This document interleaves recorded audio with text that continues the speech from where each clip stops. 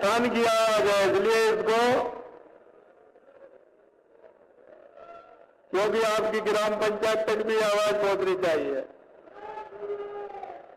बोलिए भारत माता की, भारत माता की, गिरिराज धरम की, बालाजी महाराज की, श्रीनाथ जी की, खाटू श्याम बाबा की, सालासर बालाजी की, मेहंदीपुर बालाजी की, करणी माता की, सुंदर माता की, सावरिया स्टेट की, त्रिपुरा सुंदरी की, काकम्बरी माता की, तेरा मैया की, भगवान देवनारायण की, भगवान तोबाजी महाराज की, नींद भगवान की, सिद्धि कल्याण जी की, कनौत माता की, बाबा रामदेव की, गोराजी महाराज की, मानगढ़ धाम की,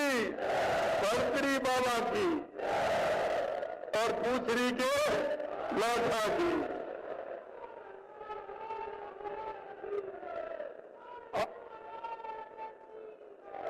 आज के इस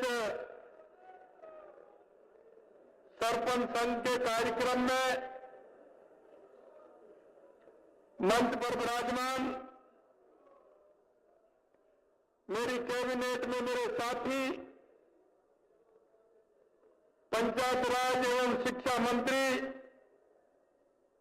सम्मानीय मदन दिलावर जी, केकड़ी के हमारे विधायक भाई शत्रुघ्न गौतम जी, बगरू के विधायक भाई कैलाश वर्मा जी, शासन सचिव पंचायती राज तोगाराम जी, माननीय अध्यक्ष सरपंच संघ बंशीधर जी गढ़वाल जी, माननीय सरपंच संघ के राजस्थान के संरक्षक कृष्ण मुरारी, सम्मानीय मदन दिलावर जी, केकड़ी के हमारे विधायक भाई शत्रुघ्न गौतम जी, बगरू के विधायक भाई कैलाश वर्मा जी, शासन सचिव पंचायती राज जोगाराम जी, माननीय अध्यक्ष सरपंच संघ बंशीधर जी गढ़वाल जी, माननीय सरपंच संघ के राजस्थान के संरक्षक कृष्ण मुरारी जी, महामंत्री सरपंच संघ शक्ति सिंह जी रावत साहब, माननीय कार्यकारी अध्यक्ष सरपंच संघ राजस्थान नेमीचंद जी मीणा साहब और माननीय प्रदेश अध्यक्ष अखिल राजस्थान राज्य कर्मचारी संयुक्त महासंघ महावीर प्रसाद जी, मेरे सभी जो मेरे श्रेष्ठ हैं, ऐसे मेरे भूतपूर्व युवा सरपंच, वर्तमान युवा और मेरी माता बहनों और मेरा परिवार, सबसे पहले तो मैं आप सभी के लिए, इतनी बड़ी संख्या में राजस्थान के कोने कोने से आए हैं, मैं आप सभी को वंदन करता हूं, अभिनंदन करता हूं, आप सभी को मैं नमन करता हूं। मित्रों, मुझे आज बड़ी खुशी हो रही है कि मैं आप सबसे जिस आत्मीयता के साथ में मिल रहा हूं, निश्चित रूप से मेरे मन में एक विश्वास पैदा हो रहा है और वो विश्वास ये पैदा हो रहा है कि जो हमारे मनीषी पंडित दीनदयाल उपाध्याय ने और हमारे बाबा साहब भीमराव अंबेडकर जी ने, चौधरी चरण सिंह जी ने जो एक गांव और गरीब के लिए जो सपना देखा था, मुझे लग रहा है कि अगर ऐसे हमारे जागरूक सरपंच होंगे तो वो सपना पूरा होगा, वो सपना पूरा होगा। मेरे हृदय में आज बड़ा भाव उठ रहा है, क्योंकि मुझे पता है पहले जब मैं सरपंच था तो मैं देखता था कि विकास की डोर क्या है। लेकिन मेरे भाई और बहनों, मैं कह सकता हूं, चाहे वो दिल्ली से आए, चाहे वो जयपुर से आए, विकास की डोर तो आप ही हो, आप ही हो, आप ही हो। क्योंकि हमारे उस किसान का, मजदूर का, गरीब का, जो अंतिम पंक्ति में खड़ा हुआ, जो व्यक्ति है जिसको आवश्यकता है, उसके उद्धार की अगर कोई कड़ी है तो वो मेरी सरपंच की कड़ी है, सरपंच की कड़ी है। निश्चित रूप से आप लोगों से मन मिलकर के मेरे को मेरी पुरानी बातें, यादें आ रही हैं।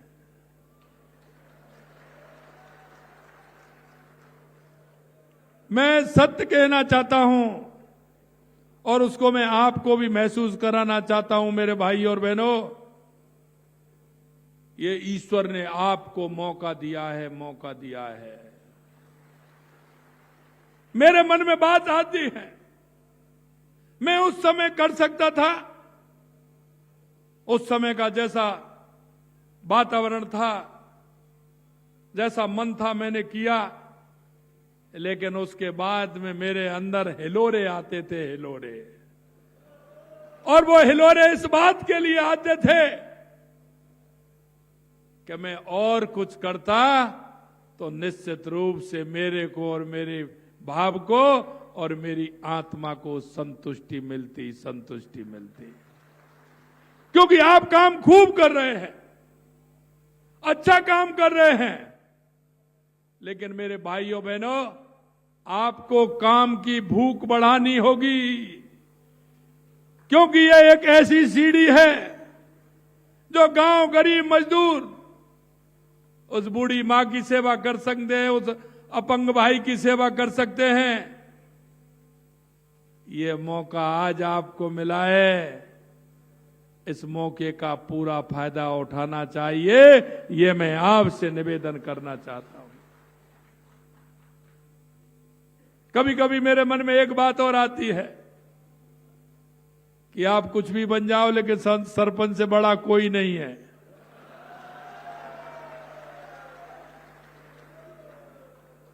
सरपंच से बड़ा कोई नहीं है,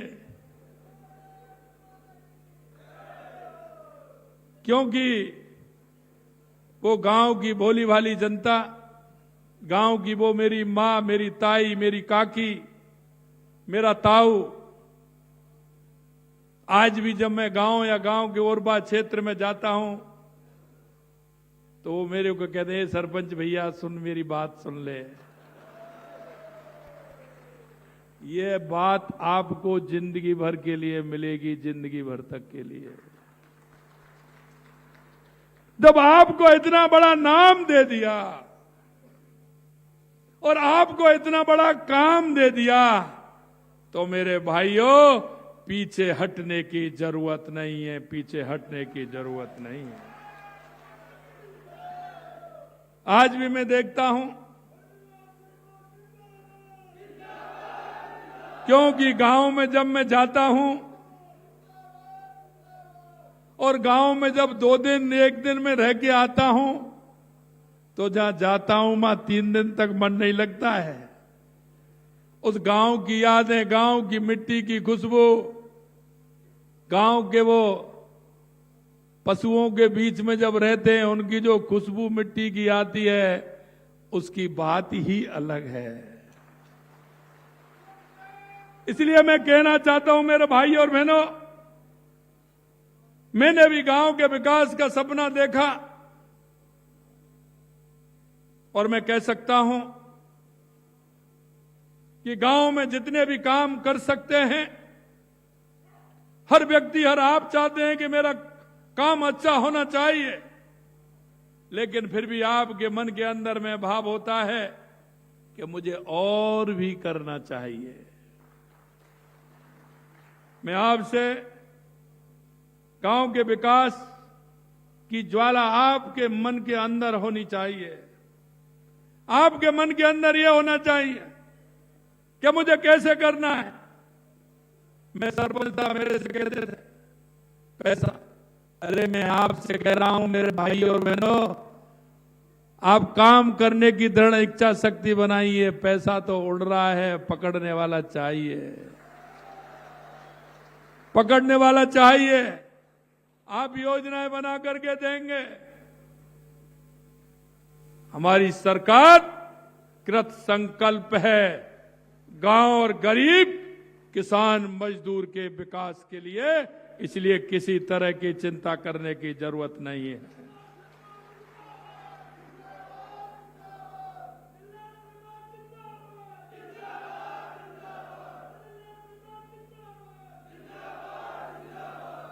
गांव में बहुत आवश्यकताएं होती हैं। मैं देखता हूं कि सरपंच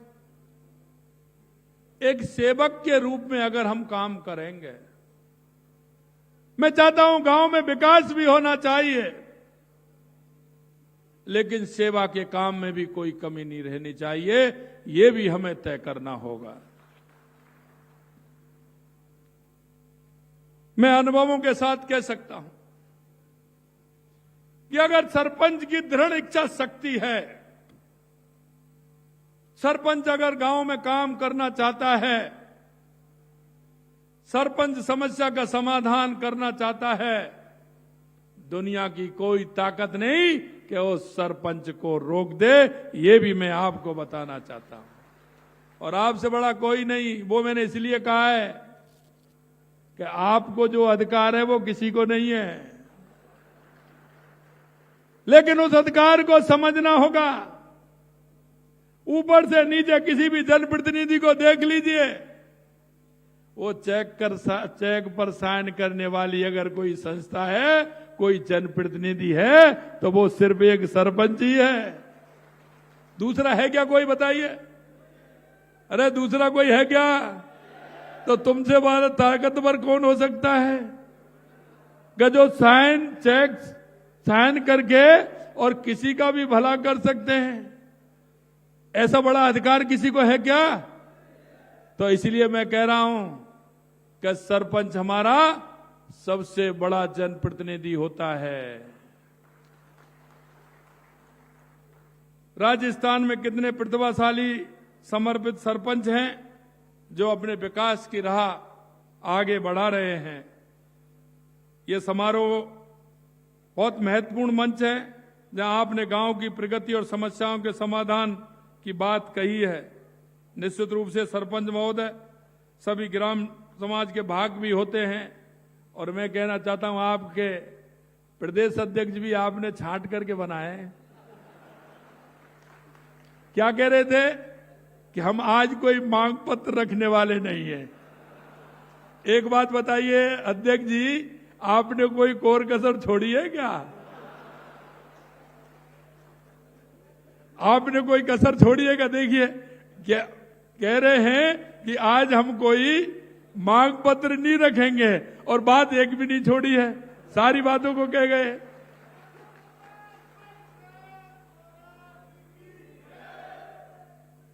देखो मेरे भाई और बहनों, गांव के विकास की तरक्की आपके हाथ में है। मैं आपसे इतना निवेदन करना चाहता हूं कि ईश्वर ने आपको मौका दिया है, और मौका वो दिया है कि एक तरफ तो सिर्फ सरपंच है, और एक यह है कि हमने हमारी याददाश्त बनानी है। हमें सदैव के लिए हमारा नाम हमें करना है, सदैव के लिए हमारी बात याद रहे, ये हमें। अगर मन में यह विश्वास धारण आप कर लोगे, जो भी योजना आती है वो गांव में आती है, जो भी योजना आती है वो आपके माध्यम से आती है। या तो आपके माध्यम से आएगी, ये आपका उसमें सहभागिता होगी, कोई भी योजना ऐसी नहीं है जो ग्रामीण क्षेत्र में जो आपसे छुपी हो। कोई भी डिपार्टमेंट होगा, लेकिन आपकी बात पहले सुनी जाती है। मैं आपसे इतना ही कहना चाहता हूं, तरक्की और विकास की बागडोर आपके हाथ में है और आपका दायित्व है कि गांव में बुनियादी सुविधाओं को मजबूत करें, बल्कि ग्रामीण के जीवन को स्तर को हम ऊंचा उठाने का काम करें। जब हम ग्रामीण व्यक्ति के जीवन को ऊंचा उठाएंगे तो उसकी दुआएं जो निकलने वाली हैं उनका आप अंदाज नहीं लगा सकते। जिस व्यक्ति को आवश्यकता है उस आवश्यकता को समझ के उसका काम करना, क्योंकि अधिकांश से मैं कहता हूं मेरे भाई और बहनों, गांव में बैठा वो हमारा किसान, हमारा मजदूर, हमारा भाई, उसके लिए एक छोटा सा सहारा बहुत बड़ा सहारा होता है। हमारी कहावत है कि मुर्गी के लिए तकुआ का घाव बहुत बड़ा होता है। गांव का वो व्यक्ति अगर वो कोर्ट में जाता है 50 kilometre, 40 kilometre, 30 kilometre, SDM office में जाता है तो उसके 200 रुपए खर्च होते हैं। 200 रुपए खर्च होते हैं। 50 इसमें देगा, किसी की मोटरसाइकिल लेगा, उसमें पेट्रोल डलाएगा या गाड़ी से जाएगा, लौट करके आएगा। अगर उसका छोटा मोटा केस चल रहा है, वकील के पास जाएगा, वकील वहां तैयार बैठे रहते हैं। फिर वो अगर तारीख पूछने भी जाएगा तो तैयार बैठे रहते हैं। मेरे भाई और बहनों, मैं आपसे कहना चाहता हूं, ऐसे जो केस चल रहे हैं हमारे गांव में, जिस तरह के केस हैं, उनको अपनी पंचायत में ला करके तहसीलदार और एसडीएम को बुला करके वहां ही उनका समाधान कराइए। आपको उसकी दुआ भी मिलेगी और वो गरीब आदमी जो 200 रुपए, उसके 100 रुपए खर्च हुए हैं, शाम को लौट करके वो बच्चों के साथ बैठ करके वो सब्जी लाएगा, खाने को कुछ फल लाएगा, तो आपका गुणगान गाएगा, आपको आशीष देगा। इसलिए हम इन कामों में भी अपना हाथ बढ़ाएं। पंचायत राज संस्थाओं के चुने जनप्रतिनिधि महोदय 1 अप्रैल 2024 से कह रहे थे मेरे अध्यक्ष जी, अरे हमने आते ही 1 अप्रैल 2024 से 10% मानदेय बढ़ाया कि नहीं बढ़ाया? हमने सभी का बढ़ाया। हमने सभी का 10% मानदेय बढ़ाया। आप और कह रहे हैं बढ़ाया कि नहीं बढ़ाया? उन्होंने तो नहीं बढ़ाया, हमने ही बढ़ाया, किसी और ने नहीं बढ़ाया। ग्राम पंचायत भवनों के निर्माण 371 ग्राम पंचायत भवनों का निर्माण भी पूर्ण कराया। ग्रामीण सड़क तंत्र को सुदृढ़ करने के लिए 200 विधानसभा क्षेत्र में 1000 करोड़ रुपए की लागत से मिसिंग लिंक भी दिए। नॉन पैचेबल सड़कों के 1631 कार्य भी कराए। इनमें से 530 किलोमीटर लंबाई की 309 कार्य पूर्ण हुए हैं। मैं आपको बताना चाहता हूं, जब हमारी सरकार आई तो हमारे मन में यह भाव था कि हम राजस्थान का विकास कहां से स्टार्ट करें, क्योंकि जिस तरह से हमें स्थिति देखी, हमने देखने को मिल रहा था बहुत बड़ा घाटा, हर क्षेत्र में कर्जा। हमने देखा कि हम कहां से इसका स्टार्ट करें। हमने सोचा, विचार किया, हमने एक राजस्थान का रोड मैप बना करके हमने तैयार किया कि सबसे पहले हमें आवश्यकता किस बात की है। हमको लगा सबसे पहले आवश्यकता, हमारे यहां 3 बातों की सबसे बड़ी आवश्यकता है। वो आवश्यकता है हमारा पानी, हमारी बिजली और हमारे युवाओं को रोजगार देना। ये हमारी सबसे बड़ी आवश्यकताएं लगी। मेरे भाई और बहनों, मैं आपके बीच में कहना चाहता हूं, हमने पानी के क्षेत्र में काम किया। हमने एक क्षेत्र में काम नहीं किया, पूरे राजस्थान के अंदर हमने एक रोड मैप बनाया कि पानी की सुविधा कैसे हो सकती है, जो पीने का पानी भी स्वच्छ मिले, पशुओं को पानी मिले, हमारे उद्योग को पानी मिले और हमारे किसान की खेती को पानी मिले, जिससे हमारे किसान की खेती ठीक प्रकार से हो। हमने कहा, क्योंकि वो कहते थे कि हम आलू से सोना बनाएंगे। मैंने कहा वो मशीन तो मेरे पास नहीं है, लेकिन इतना जरूर है, अगर राजस्थान के किसान को खेत के लिए अगर पानी मिल गया तो ये मेरी धरती मां जरूर सोना उगलेगी।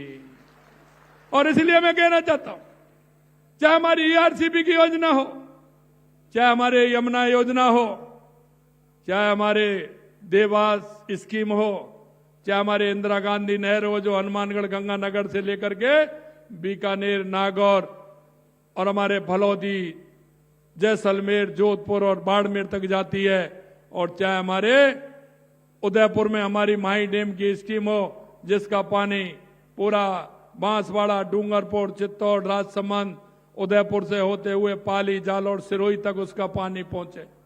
हमने उस क्षेत्र में काम किया, और हमने उस क्षेत्र में काम ही नहीं किया, हमारा काम आगे हमने बढ़ाया। ईआरसीपी की पूर्वी राजस्थान की हमारी योजना, उसको हमने मूर्त रूप दिया। 17 दिसंबर को देखा, देश के यशस्वी प्रधानमंत्री नरेंद्र मोदी जी ने उसका उद्घाटन भी किया। तो पहली समस्या हमारे पानी की थी, उसको सुलझाने का काम हमने किया है। दूसरी हमारी बिजली की थी। हमारा किसान रात में बिजली मिलती है, ठंड में कितना परेशान होता है, इधर तो ओस पड़ती है, इधर सर्दी होती है, और हमारा किसान खेत को जाता है।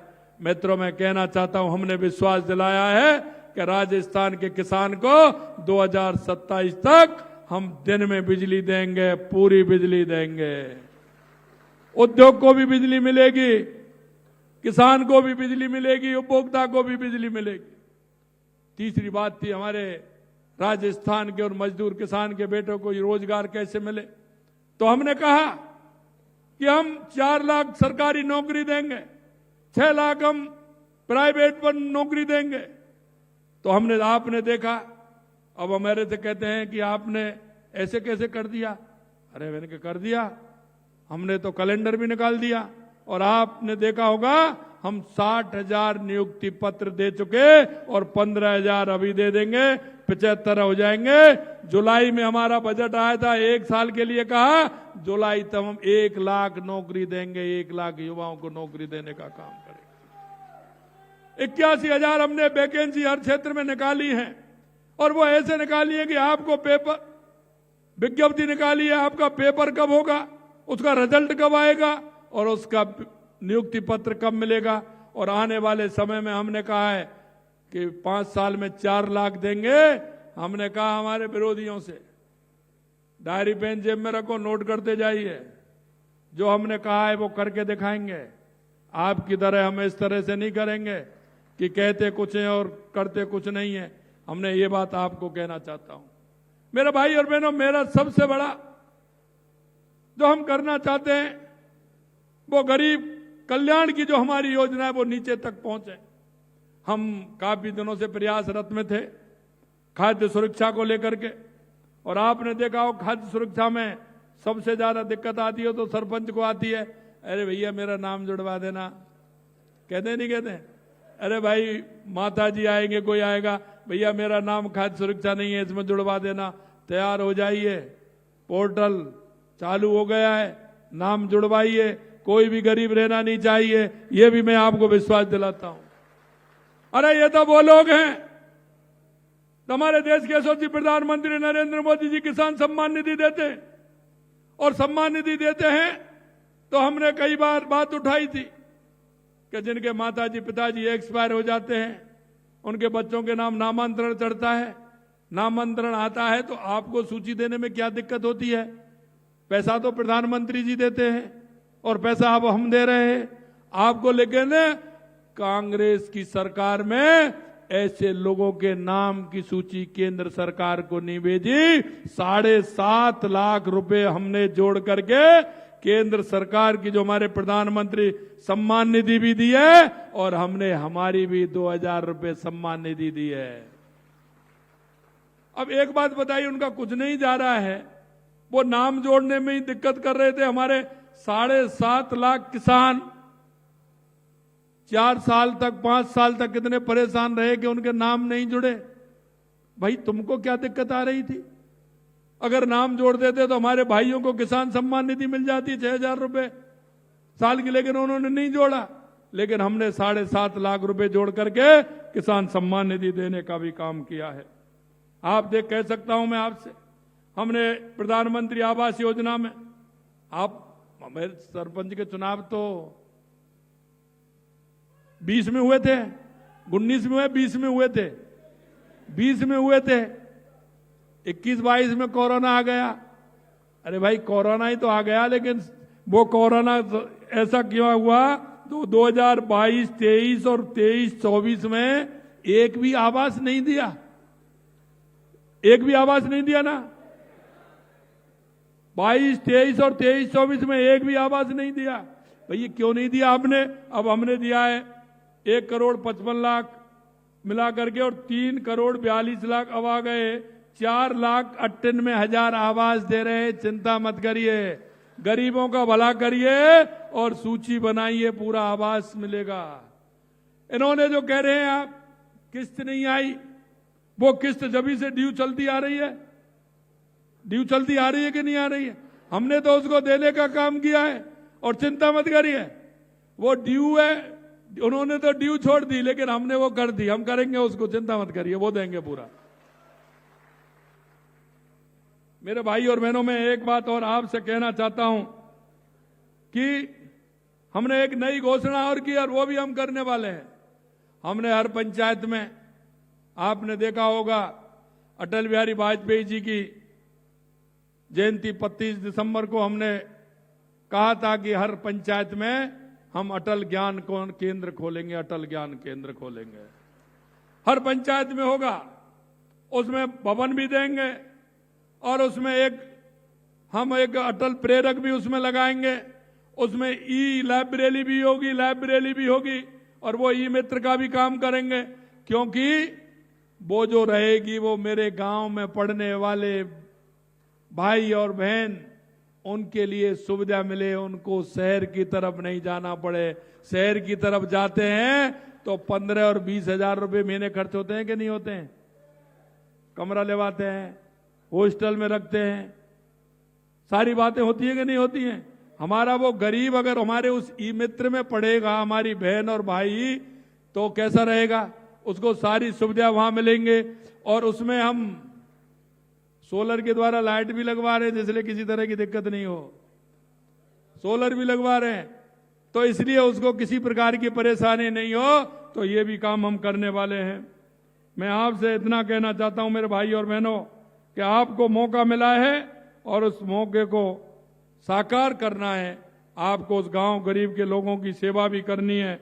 हमने वर्ष 2027 तक किसानों को बिजली, दिन में बिजली देने का काम के लिए हमने कहा है, लगातार भूमि पर सौर ऊर्जा लगा रहे हैं हमने किसान से कहा है, क्योंकि अन्नदाता तो है ही, लेकिन हमने कहा है किसान की अगर खाली जमीन है, ट्यूबवेल अगर लग रहा है, कुआं उसके पास है, तो खाली जमीन में सोलर लगाए, वो अन्नदाता के साथ साथ ऊर्जा दाता भी बने, जिससे हमारे किसान का भला भी हो।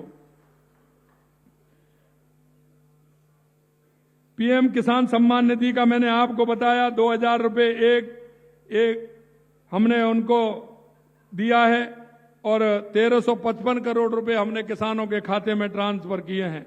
यही नहीं मेरे भाई और बहनों, अंत में मैं आपसे इतना कहना चाहता हूं कि आप सभी लोग इस मौके पर आए हैं, लेकिन कई लोगों के मन में भाव है, और वो भाव कैसा है आपको पता है। जिन्होंने कभी काम नहीं किया वो काम नहीं कर सकते। हमें गांव का वो व्यक्ति दिखता है, गांव की वो परेशानी हमें दिखती है, उस परेशानी को देखते हुए हम काम करते हैं। आप किसान हो, किसान क्रेडिट कार्ड तो है, लेकिन गांव में जाते हैं तो दूसरी पंचायत में जाते हैं तो कैसे पूछते हैं, सरपंच साहब आपके गांव में पैदावारी ठीक है क्या? पूछते हैं कि नहीं पूछते हैं? पैदावार कैसी है सरपंच साहब बताइए, फसल तो ठीक है? हाँ ठीक है। और दूसरी बात क्या पूछते हैं? दूध हो रहा है कि नहीं हो रहा है, दूध मूध हो रहा है कि नहीं हो रहा है, पूछते हैं कि नहीं पूछते हैं? अगर दूध नहीं हो रहा है तो सरपंच को चाय कैसे मिलेगी? कह देंगे सरपंच साहब दूध ही नहीं है, चाय कैसे मिलेगी, पानी से काम चला लो, है? तो हमने कहा कि भाई सरपंच को चाय मिलनी चाहिए, उनके बच्चों को जो भाई उनको दूध मिलना चाहिए, घी मिलना चाहिए। हमने 1,00,000 रुपए गौपालक क्रेडिट कार्ड लागू किया है हमने, और वो भी ऋण मुक्त, उसकी ब्याज नहीं है कोई, जिससे कि वो व्यक्ति अपने बच्चों के लिए, कोई आने वाले रिश्तेदार के स्वागत सम्मान के लिए वो अपने गाय भैंस रखे और आने वाले बच्चों को और अपने आने वाले लोगों का स्वागत सत्कार करे। इसलिए गौपालक क्रेडिट कार्ड देने का काम हमारी सरकार ने किया है। हमारे गांव के किसान पशुपालन का काम है। अगर उनका पशु बीमार हो जाता है और हॉस्पिटल में दिखाने ले जाता है तो या तो वो सरपंच के पास जाएंगे, सरपंच साहब हमारी भैंस गाय बीमार है, कैसे करें, इसको ले चलो। तो वो कहाँ जाएंगे, किसी साधन वाले के पास जाएंगे, कोई मेटाडोर होगी, कोई कुछ होगा, ट्रैक्टर होगा, ट्रॉली, उसमें जाएंगे। उसके 400-500 रुपए लगेंगे। लगते हैं कि नहीं लगते हैं? भाड़े पे लेके जा रहा है, लगता है कि नहीं लगते हैं? अब इन बातों को कौन देखेगा कि लगते हैं? ले जाओ, गाय बीमार है, दिखा के लाओ। हमने उसका भी प्रबंध किया है मेरे भाई और बहनों, कि वो उनको ले जानी नहीं पड़े, मोबाइल वैन जाएगी, आप फोन करेंगे, आपका इलाज आपके घर पर होगा, आपके पशु का इलाज। इसके लिए 536 मोबाइल वाहनों द्वारा 30 लाख पशुओं का उपचार किया जा रहा है। हमने ये भी किया है। ग्रामीण क्षेत्र में बेहतर चिकित्सा एवं स्थापित तंत्र सही हो, उसके लिए हमारी सरकार कृत संकल्प है।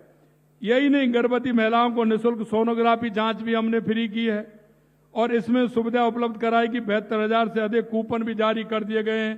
राजीविका परियोजना के तहत 4 लाख से अधिक स्वयं सहायता समूह गठन किया है। 48 लाख ग्रामीण परिवारों को उसको लाभान्वित किया है।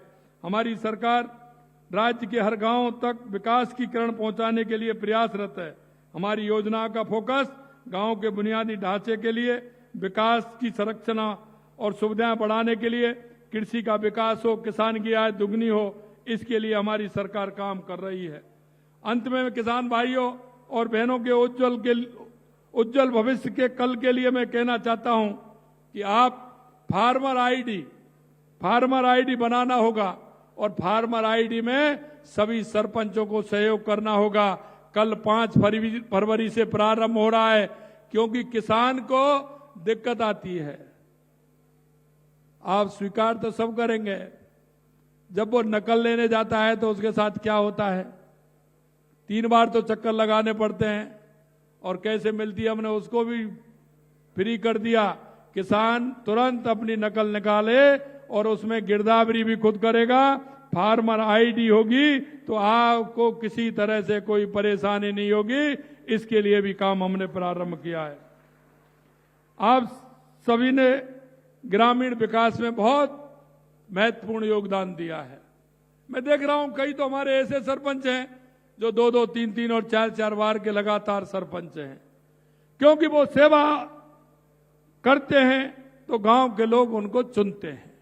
मैं आपसे इतना ही कहना चाहता हूं मेरे भाई और बहनों, आप अपनी स्थायी पहचान बनाने के लिए, गांव गरीब की सेवा करने के लिए आप सबको ये फिर मौका नहीं मिलेगा। आपको जो मौका मिला है उसको फायदा उठाते हुए अंतिम पंक्ति में जो व्यक्ति खड़ा है उसकी सेवा करने का काम करें। अंत में मैं आपसे इतना ही कहना चाहता हूं, हमारी सरकार निरंतर रूप से गांव के विकास के लिए, गांव की समृद्धि के लिए आपके साथ खड़ी है। और अभी हमने पिछला बजट दिया था, हमने ये नहीं देखा कि यहां हमारा विधायक है कि वहां हमारा विधायक है।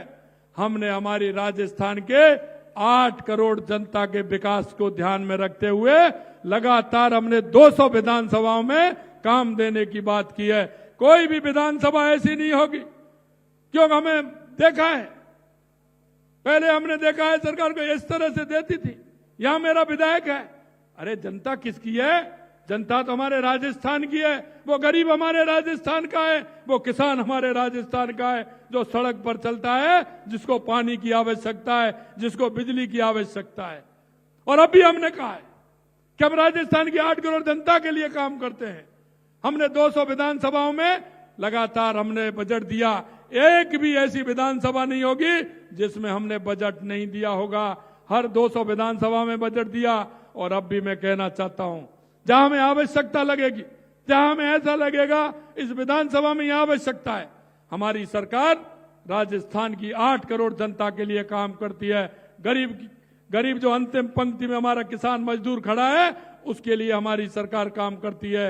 हम जानते हैं, हमारे उस किसान और मजदूर के बेटे को हम जानते हैं को उसके पिताजी किस तरह से पैसा लेकर के आते हैं, रात के अंधेरे में जाते हैं और वो पैसा लेकर के अपने बेटे को पढ़ाते हैं।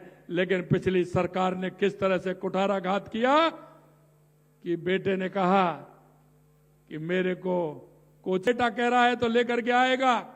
वो पड़ोस में से कहीं भी किसी से पैसा लेकर के आया, उसको पैसे दिए, पिता को लगा कि मेरा बेटा लेकर के आएगा, नंबर अच्छी पढ़ाई कर रहा है।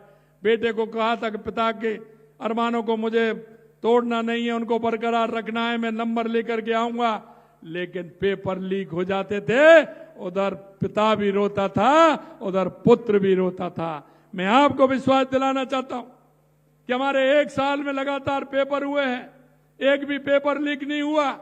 और जो पेपर लीक करने वाले थे 200 से ज्यादा लोगों को गिरफ्तार किया और उनको अंदर सलाखों में बंद किया।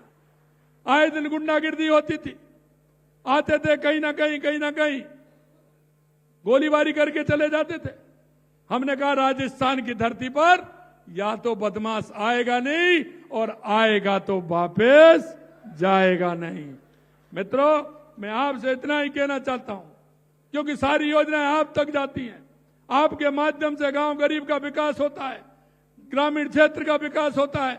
आपसे मैं इतना ही कहना चाहता हूं, हमारी सरकार कृत संकल्प है पूरी तरह से आपको हर योजना को पूरी तरह से करने के लिए हमारी कृत संकल्प है। इसलिए मैं इतना ही निवेदन करना चाहता हूं, आप सभी मिलकर के इस राजस्थान के विकास को आगे बढ़ाने का काम करना है। देश के यशस्वी प्रधानमंत्री नरेंद्र मोदी जी के नेतृत्व में हमारा विकसित भारत बने, हमारा विकसित राजस्थान बने, हमारा विकसित जिला बने, हमारा विकसित गांव बने। गांव गरीब की सेवा करते हुए हमको विकसित बनाना है। आप इतनी बड़ी संख्या में आए हैं क्योंकि मेरे से कहा कि आप कार्यकाल कैसे बढ़ा सकते हो। मैंने कहा हम बढ़ा सकते हैं। क्यों बढ़ा सकते हैं? मैंने कहा हम बढ़ाएंगे, आप देख लेना कैसे बढ़ाएंगे।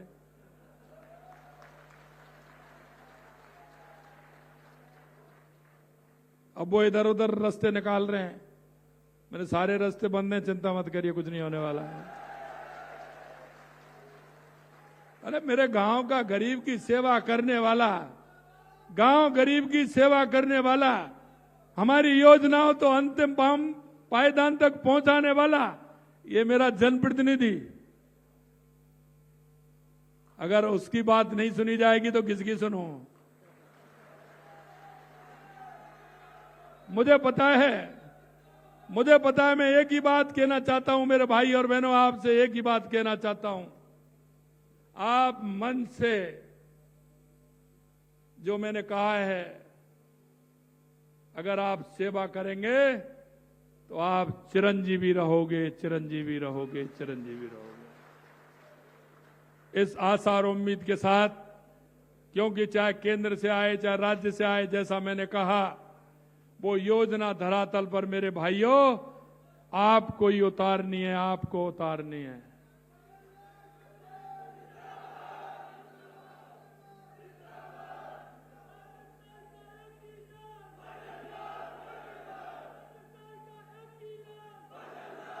एक बात अंत में कहकर के मेरी बात समाप्त करूंगा, क्योंकि मुझे पता है आप घर पहुंचते हैं, 4-6 लोग आ जाते हैं, सुबह जगते हैं 10-5 लोग आ जाते हैं आपके पास, और वो आपसे कहते हैं कि सरपंच साहब मेरी ये परेशानी है। मेरे भाई और बहनों, जो आपके पास आता है वो आपका विश्वास लेकर के आता है। आपके पास आता है वो 2 रूप लेकर के आता है। या तो वो अभाव में आता है या वो भाव में आता है। अगर वो अभाव में आता है तो आपका कर्तव्य बनता है, आप भाग्यशाली हैं कि अभाव में कोई व्यक्ति आपके पास चल करके आया है, तो उसको कभी मत ठुकराना, उसको कभी मत ठुकराना। और या कोई आपके पास भाव में आया है कि मैं अगर सरपंच साहब के पास जाऊंगा तो मेरी समस्या का समाधान होगा, अगर इस भाव में वो आता है तो आप भाग्यशाली नहीं, आप सौभाग्यशाली हो। इसलिए उसका भी समाधान करना। क्यों, कभी कभी मैं देखता हूं सरपंच औरों की पंचायत तो खूब करते हैं, डेली करते हैं, लेकिन जब अपनी बारी आती है तो मन में भाव बदल जाता है। मैं मेरे भाई और बहनों में यही कहना चाहता हूं, आप ऐसे ही नहीं बने हैं, जनता के भाव से बने हैं, जनता के विश्वास से बने हैं।